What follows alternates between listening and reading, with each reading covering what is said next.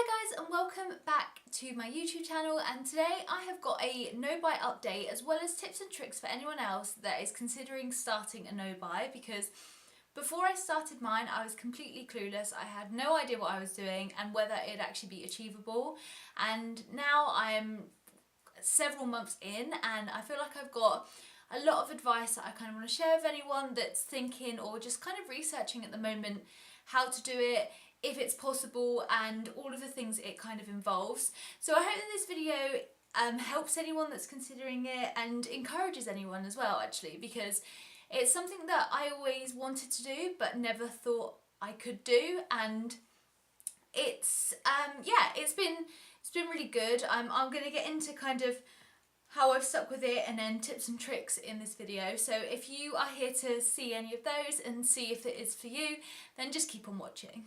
Just a general background is that I have so much makeup and I just realised I got to a point where I just didn't need any more, and I kind of wanted to save a bit more money, and little did I know that throughout this whole process I would actually find out that I was pregnant as well. So priorities kind of changed, but before I even knew that, I was really determined to actually just use up as many products as I possibly can and just not buy any new makeup at all this year. And I was like on a strict no buy, and I decided from when I made that video for the rest of the year I was not going to buy a single makeup product. And I know that probably will shock some of you, especially if you know what I'm like. But yeah, I decided not to buy makeup for the whole year, and I'm really pleased to kind of tell you that I've stuck to it 100%. And I didn't think I would. I thought I would have like cheap moments or see something that I feel like I had to get, and you know, there has been tougher times, especially when a product is more limited edition or they're discontinuing a product and that makes you feel like you need it. But as a whole, I've found the process has got a lot easier as I've been doing it, which has been actually quite reassuring. And I'll go into kind of ways in which I've stuck to it in a little while, but I just wanted to let you know that I have 100% stuck to it. I have not bought a single new makeup product. Any new makeup that I have received this year has been through PR, and I am lucky enough to get sent a few things for my blog and for this channel, of course, but that's not been a lot at all. It's been really, really minimal, because unless it's a product that I feel like I'll actually use, then I just don't accept it. I've had so many different requests where it's, you know, can you try this, or would you like to try this? And if I know that it's something that's just going to sit in my makeup drawer and collect dust and I won't actually use, then I just decline it. There has been a few products that I have accepted and I have really enjoyed using, but as a whole, obviously I've not bought makeup, and if those things weren't there, then I wouldn't have bought them, if that makes sense. But I thought I'd just let you know in case anyone's like, oh my god, but I saw you did a blog post a couple of like months ago. And yeah, you know, I'm lucky enough to get some PR stuff, but it's really not a lot. And if I do ever receive anything that I know I'm not going to use, or if it's got like a short lifetime span, so like I'll try a product and then I'll review it and everything, actually I've got other products that I want to use up first, then I will gift it to someone, and you know, I'd rather give it to someone that will get full use out of it. But yeah, I've 100% stuck to it, which is amazing. So the ways in which I've done it, I've kind of got a few tips along the way. By no means are these like professional tips, but these have really helped me avoid wanting to spend money. And that, I guess, is the worst thing about being kind of part of the beauty community, or even just follow people that, like, I watch a lot of videos of people that are into makeup because I enjoy makeup, but that comes with a lot of cons because it makes you want the products they're using, and it's so easy to be influenced. And so the first thing that I started off with before, well, as I decided to start my no buy, was that I unsubscribed from all kind of mailers or newsletters from companies that I know that would tempt me, or even just makeup companies in general. I was quite ruthless with it because I just thought, if I get something in my inbox that says, I don't know, 20% off, whatever, or site-wide 15% off, that used to trigger me before I started this to want to buy products. So I like just unsubscribed flat out, so I wasn't tempted and I didn't have those kind of communications in my inbox, because I just knew what I was like and I cannot resist something like that, especially if it's a product that I know that I love.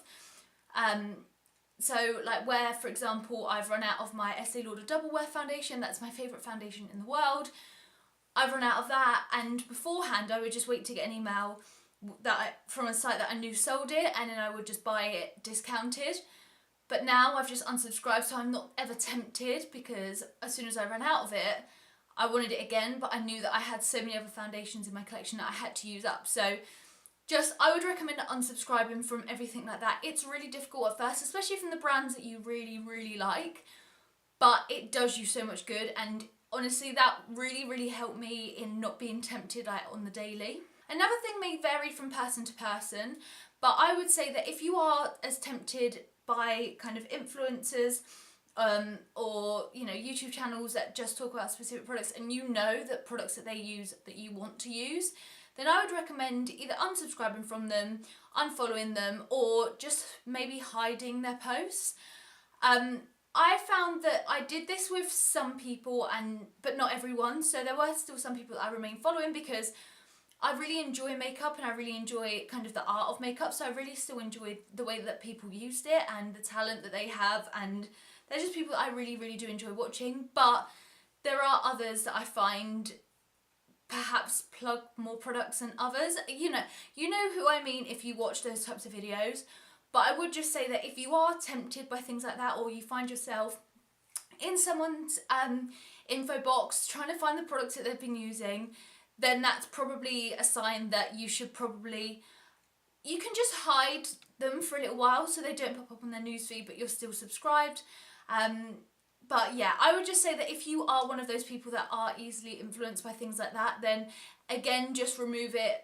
Even if it's just temporarily, if you know you're going to do a no-buy for a year, 6 months, 3 months, a month, whatever it may be, you can follow them again. They're not going to go anywhere. So yeah, I would just say don't do that, especially if it's like a big influencer and they release their own palette, for example. You know that you're probably going to want that, and that's not going to help anything. So that's definitely something that I would recommend if you are that way inclined. Like I said, I didn't unfollow everyone, but there were just certain people that I did because I just knew that they weren't helpful, if that makes sense. But yeah. Another thing that I found really, really motivated me, and I would say that this is probably the biggest motivator in this whole kind of no-buy, was that I also, at the same time as starting my no-buy, started a Project Pan. So I have several videos at the moment up on my channel where I introduce the Project Pan series, and then I think I've done 3 updates so far.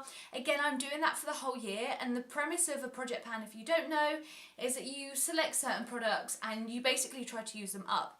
And I found that by doing that, initially, again, I felt like it would perhaps just give me a bit of a nudge and make me concentrate on specific products.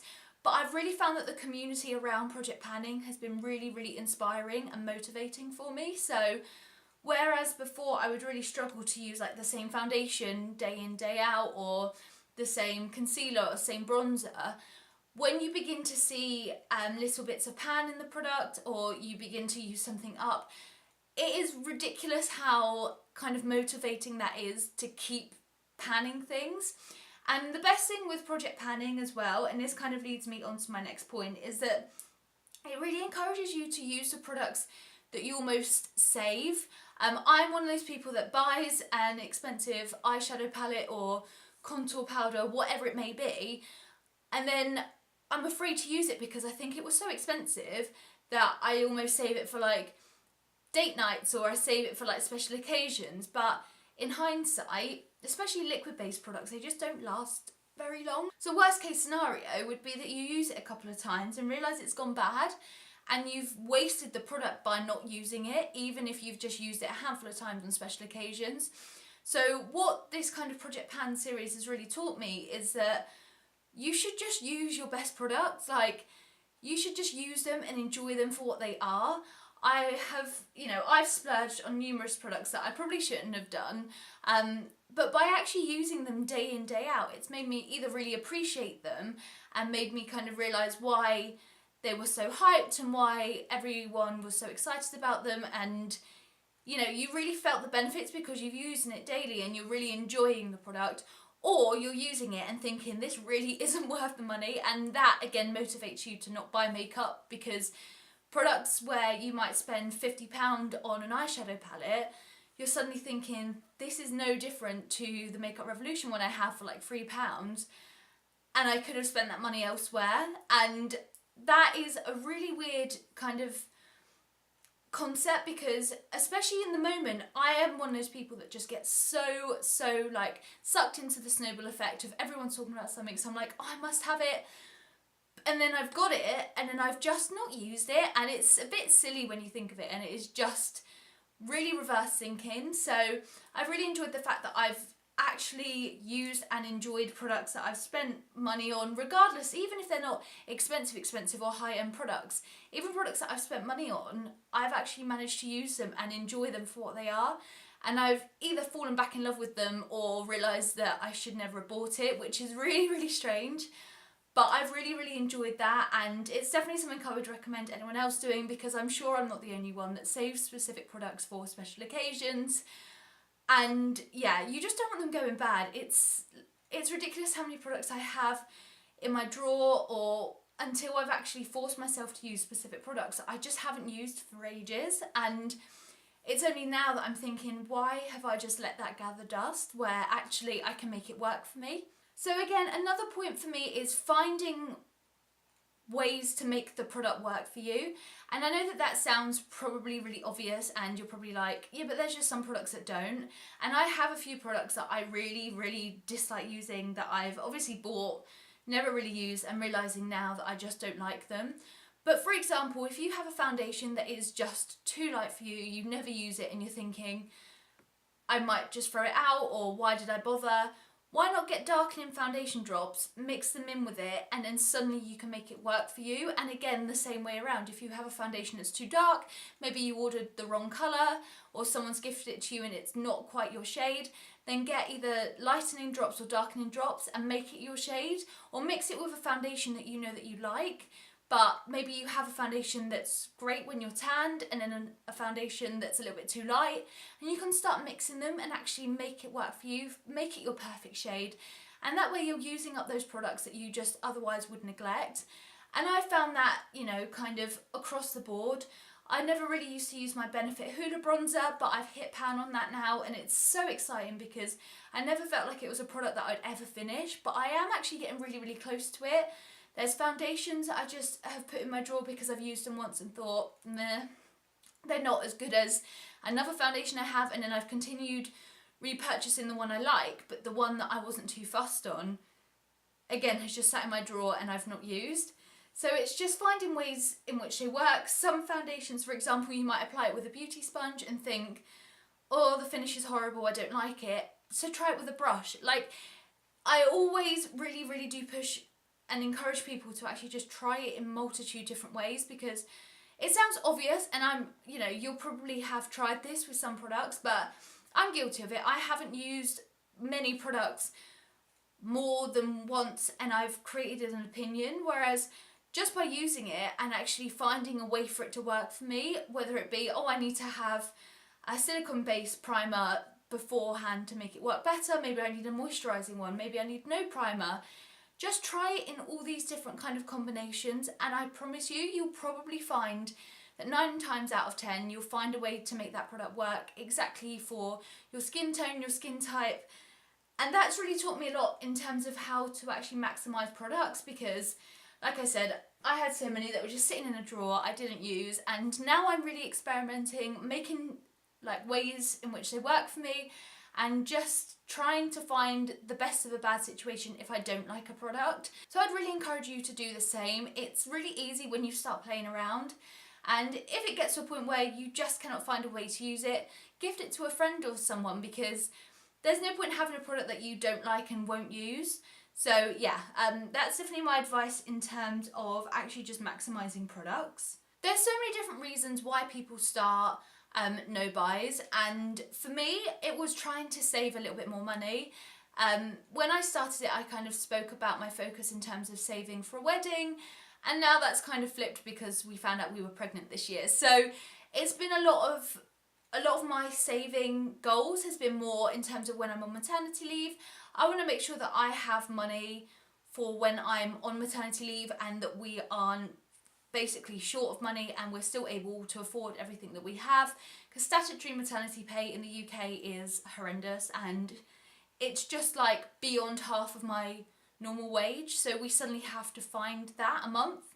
So obviously when you do a no-buy, you have this kind of visioning goal, but I would say if you don't already, have a savings account set up, or set one up if you don't, and every month try and work out how much you spent on makeup before you started your no-buy, and every month deposit that amount from your main account into your savings account, and I promise you it'll add up so quickly. I was spending averagely between £50 to £100 a month on makeup before I started this no-buy, which is horrendous and just terrible. When I worked it out as well, like, you don't realise it because you're buying, you know, a £10 product there, a £30 product there, a £20 product there, but actually when you add it up and you see a figure like £100, you're thinking, that is actually ridiculous considering how much makeup I already had. I think that if you're not doing a no-buy and you want to stock up on your favourite foundation, absolutely fine, but people find it absolutely alien that at one point I think I had about 22 foundations in my makeup drawer. I mean, I've still got about 30 blushes. It's ridiculous, and one person does not need that many products. And if you actually worked out how long that they would last you without buying anything new, especially the blushes, I think I'd be set for life, and that's no joke. So I would say set up a savings account and deposit the average amount into the savings account per month, and then you'll slowly build it up, and you are obviously not missing that money because you've been spending it before on makeup products.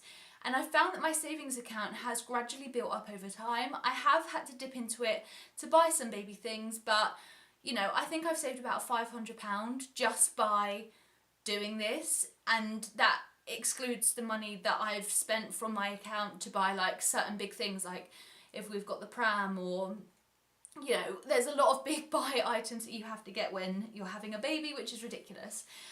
But yeah, it's remarkable how much you can save when you actually deposit it from one account to another. It's like when people say that by quitting smoking, they'll save so much money a month. Well, unless they actually take the money that they would have spent on cigarettes into another account, then you'll probably spend it on just something else. So definitely set up a savings account, set up some goals if you find that useful, and have a motivation in mind. For me, before we found out we was pregnant, it was the wedding, and then now the focus is on the baby, and having that motivation and knowing that by a certain time I need to reach a certain goal is really helpful for me, and definitely something I would recommend to anyone else.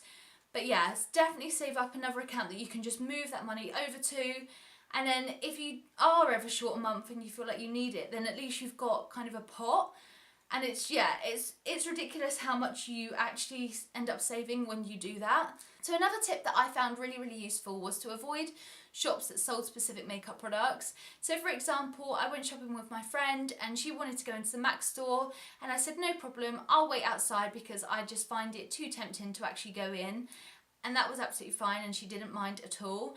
And it's those types of situations that I just feel like are really important in terms of self-control. I know I'm rubbish in terms of going into a store. All it takes is for me to see the newest makeup product. You know, by the time you even if you're tempted to look at it, I know that like a Benefit counter, for example, you go up to see the newest product and then they'll say, oh, like, I'll show you this, and suddenly you're in a 10-minute conversation with someone. You don't want to buy the product, but you feel rude if you don't. And that's where I would usually be like, oh no, I like it, looks great, I'll buy it. But by just not going in the store, I'm not then in that situation where I can't say no. So if you find, again, you know, some people might not be affected and will just go into a store and be like, nah, I don't really mind. But for me, that really helped me in terms of avoiding spending money on makeup. And again, I just wasn't tempted by seeing products. If I saw them, I'd probably want to look at them, and then by looking at them, you start inquiring about them, and it's just this kind of slippery slope, really. So I just tried to avoid it as much as possible, and I found that that really helped. And just make sure that you have, you know, people around you that are aware of what you're doing. Tell your friends, tell your family, because all it takes is for them to be like, oh, you know, let's have a look in here, let's look in here.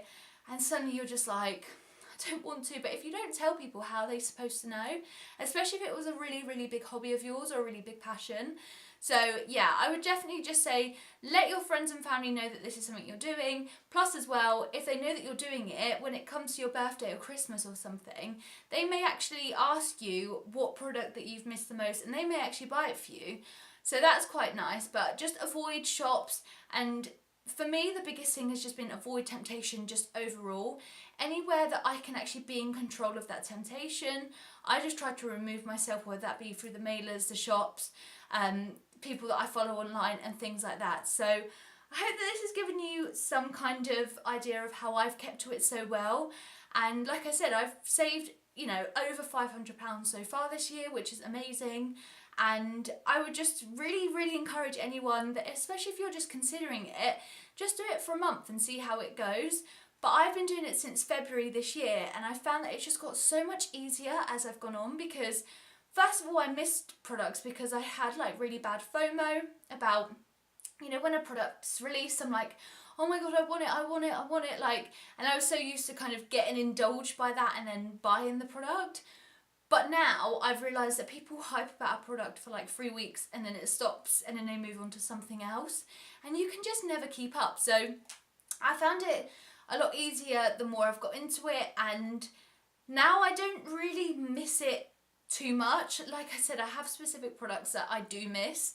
So as soon as my Estee Lauder Double Wear finished, I was gutted, because that is my favourite foundation, always has, always will be.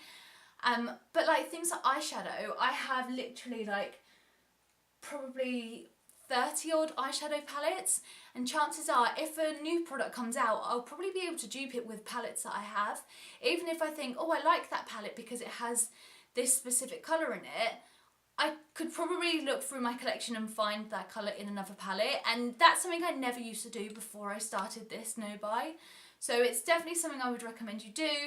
Just look through your collection and just find a way to make everything work, maximise everything, and just enjoy makeup again. And I think that by always trying to keep up to date with the newest releases, I would forget to use the products I've just bought because something new has come out and I'm suddenly kind of enticed by that. But actually stepping back and using the products, especially over last year that was so hyped, I'm still using them now, and I feel like some of them are actually working better, and things like that. So it's really, really weird to do it, and it has been really strange not buying makeup, because that was such a huge part of what I did last year, and it would actually give me pleasure in actually buying a makeup product, it arriving in the post and I having it to play with. But then again, by doing the project panning, I'm having that same kind of feeling as soon as I see pan on a product or begin to use up a foundation or whatever it may be. So I hope that these tips have been useful. I do really encourage you to watch my Project Pan series as well if you haven't done so already, as getting into that has honestly been